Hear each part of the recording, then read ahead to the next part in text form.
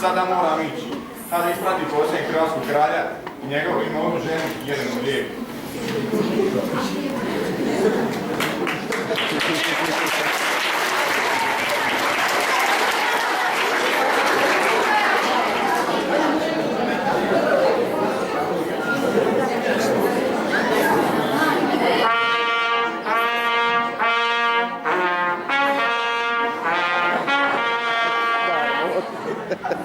Moji ljudi, nije ovo za njih hrvatski kralj.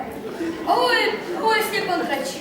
Ovo je zapravo posljednji hrvatski kralj. Ko mu smije reći, pa će na mene baciti kretu da 1000 godina neću proći ovo. Ovaj je živio 2 godine u samostanu i onda je tek 2 godine u vladi.